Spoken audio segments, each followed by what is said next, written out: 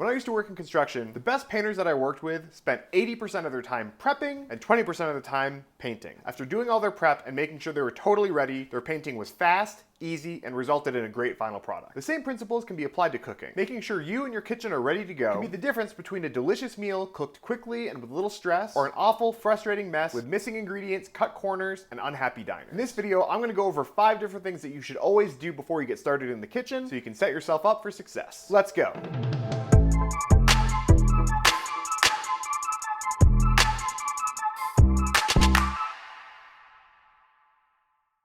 Number 1, check to make sure you have all the ingredients. This might be the most obvious, but it is really important. Read the ingredient list of the recipe you're going to make all the way through. This is the part most people forget. Actually go through your kitchen and physically check that you have everything you need. Also, check any perishable ingredients such as milk, eggs, or veggies, and make sure they're still good and something you actually want to use. Do this before you go to the grocery store to avoid any extra trips. Missing ingredients is a big reason why people make substitutions. And while some of those are perfectly fine, a lot of times they have a negative effect on your dish, and you end up with something that wasn't even worth making in the first place. Number 2, read your recipes all the way through. It's surprising how often missing one step or even part of a step can mess up your plans. Sometimes recipes you don't expect have all-night marinades, really long cook times, or doughs that have to rest for multiple hours. Sometimes recipes call for equipment that you might not have at home, such as a food processor or a potato ricer. Reading each step will ensure that you have all the time and equipment that you need to have dinner ready when you're planning, and not have to rush or cut any corners. In addition, it'll help familiarize yourself with the process of what you're doing, so it'll come more naturally to you when you get cooking.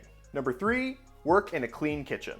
It goes without saying that having a clean kitchen is more sanitary and leaves you at less risk of foodborne illness, but it can save you time as well. Ensuring all your dishes are clean will keep you from having to stop and wash something that you need for your recipe. Having a sink clear of dirty dishes will ensure you're actually able to use it for straining and washing ingredients. And of course, you want to make sure you have enough counter space to work once you get started. If you have a dishwasher, making sure it's empty before you start cooking will make it very easy to clean as you go.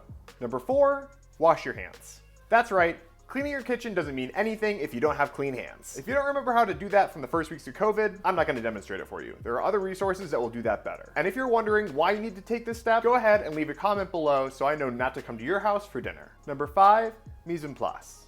As we learned from the Bake Ziti video, Misen Place is French for putting in place. It's a kitchen term for preparing and measuring all of your ingredients before you start cooking. Misen Place is helpful for 2 big reasons. Number 1, it serves as a final check to make sure you have all the necessary ingredients present and accounted for. You'd be surprised how often a final check can catch a mistake before you start cooking. How many times have you bought an ingredient from the grocery store only to forget to put it in the dish that you're making? Number 2, when you actually start cooking, it allows you to focus all of your time and mental space on what's going on in the pan. It really helps to have some small bowls, ramekins, or deli containers for this step, so you can have all of your ingredients prepped and on the counter ready to go. So those are your 5 tips of what to do before you start cooking. If you like this video, please take a moment to like and subscribe to this channel, and I'll see you next time.